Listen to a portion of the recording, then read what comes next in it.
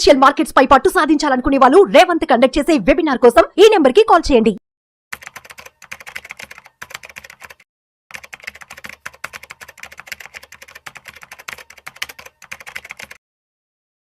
Welcome to Vishnu talks. నేను విష్ణు, ప్రస్తుతం పాటు సర్టిఫైడ్ ఫైనాన్షియల్ ప్లానర్ మాధవిరెడ్డి గారు ఉన్నారు. వారితో మాట్లాడదాం.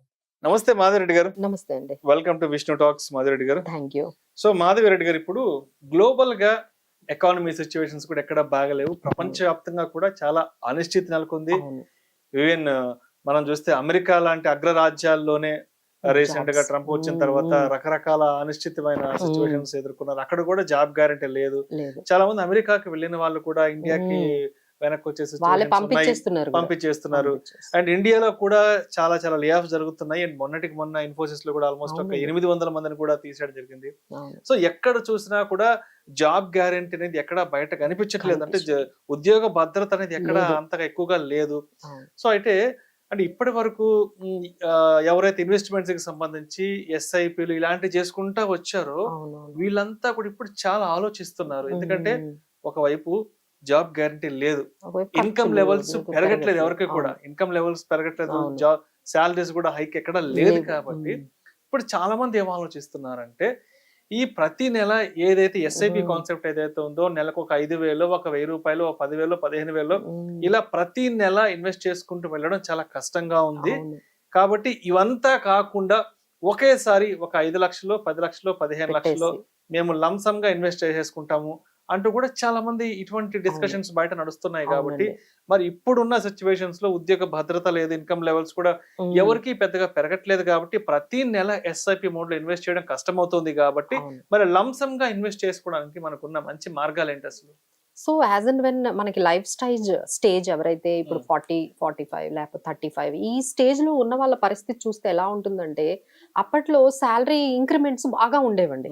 సో శాలరీ ఇంక్రిమెంట్స్ ఉండేటప్పటికి ఈ ఖర్చులు ఎంత ఉన్నా, అంటే పిల్లల చదువులు ఒకవైపు ఖర్చులు ఉంటాయి, లేకపోతే వాళ్ళ పేరెంట్స్ ని ఒకవైపు చూసుకునే బాధ్యత ఉంటుంది, ఇవన్నీ కాకుండా కొంత మిగిలేది. ఇప్పుడు ఏంటంటే అంత ఎక్స్పెన్సివ్ అయిపోయింది. పిల్లల చదువులు ఒకవైపు ఎక్స్పెన్సివ్ గా అనిపిస్తున్నాయి, తర్వాత లైఫ్ స్టైల్ ఉంటుంది ఎక్స్పెన్సివ్ గా, ఇక పేరెంట్స్ ని చూసుకోవడం ఇంకొక బాధ్యత ఎక్స్పెన్సివ్ గా అనిపిస్తుంది. ఇవన్నీ చూసి వాళ్ళు అసలు మంత్ కి ఏమి మిగలడం లేదు. ఎందుకంటే ఇంక్రిమెంట్స్ తక్కువ ఉంటున్నాయి, ఎక్స్పెండిచర్ అనేది ఎక్కువ పెరుగుతుంది. సో వాళ్ళకి ఏంటంటే వాళ్ళు అనుకున్నంత ఏదైతే మనం చెప్తున్నామో ఇప్పుడు ఒక 5 కోట్లు చేసుకోండి, 10 కోట్లు చేసుకోండి అంటే ఇప్పుడు 20,000, 30,000, 40,000 ఎస్ఐపి చేయలేకపోతున్నారు. సో ఇలా కాకుండా మాకు దగ్గర ఎప్పుడైతే అవైలబుల్ గా అయింది, ఏదైనా బోనస్ రూపంలో కొంత అమౌంట్ వచ్చింది, లేదు ఒక ప్లాట్ అమ్మారు, అమ్మినప్పుడు ఏదో కొంత అమౌంట్ కొంచెం మిగిలింది, ఇలాంటిది ఏదైనా అమౌంట్ ఉన్నప్పుడు ఒకేసారి పెట్టేసుకుంటాము. ఇలా మంత్లీ అనేది మాకు గ్యారంటీ లేదు. మంత్ కి ఈ 1 ఇయర్ పెడతామేమో, నెక్స్ట్ ఇయర్ పెట్టట్లేదు. అదే మనకి ఎస్ఐపి స్టాపేజ్ రేషియో కూడా అదే చూపిస్తుందండి. ఎస్ఐపి స్టాపేజ్ రేషియో ఎంత ఉందంటే కొత్త ఎస్ఐపిస్ కన్నా వెళ్ళిపోయిన, అంటే స్టాప్ చేసిన ఎస్ఐపిస్ 120% ఉన్నాయి.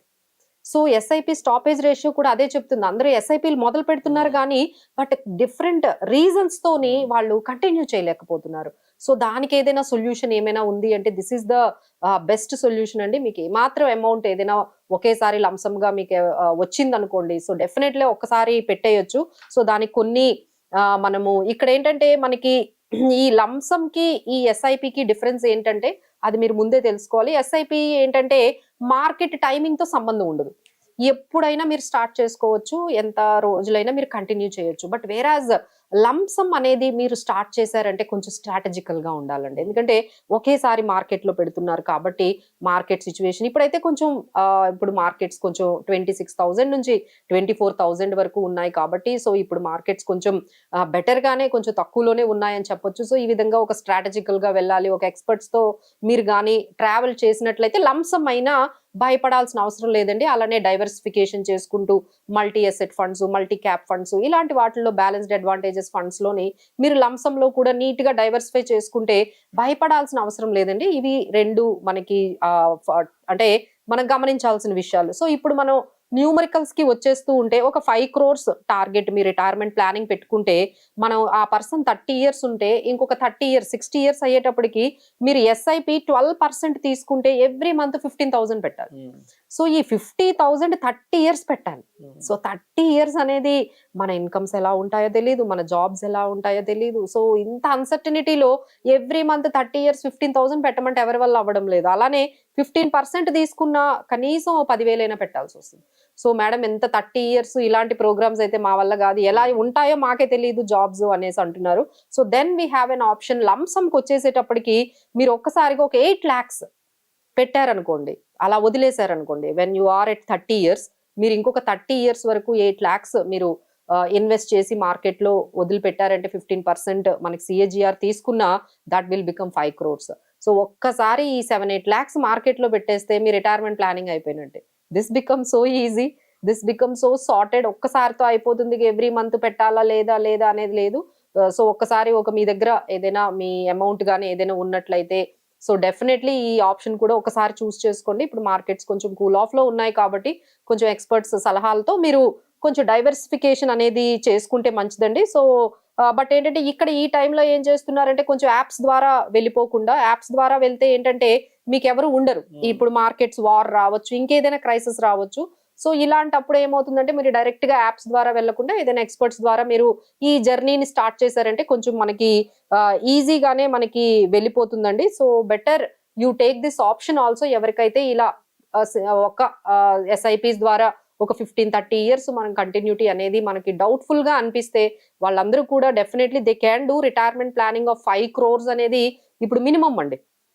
ఎందుకంటే మనకున్న లైఫ్ స్టైల్ కి కానీ మనకున్న ఇన్ఫ్లేషన్ కి కానీ మనకి మినిమం ఒక 5 crores అయితే రిటైర్మెంట్ ప్లానింగ్ అనేది ఉండాలి. సో దాన్ని తీసుకొని మనం ఇది ఒక ఎగ్జాంపుల్ గా చెప్పాము. సో 12% మీరు తీసుకున్నట్లయితే దాదాపుగా 15 లక్షలు పెట్టాల్సి ఉంటుంది. అదే మీరు 15% సిఏజిఆర్ లెక్కన తీసుకున్నట్లయితే మీకు 7-8 lakhs అయితే మీకు సరిపోతాయి. So this will become very very easy to bring the 5 crores on your retirement planning. Thank you so much Madhu Reddy గారు. థ్యాంక్ యూ అండి.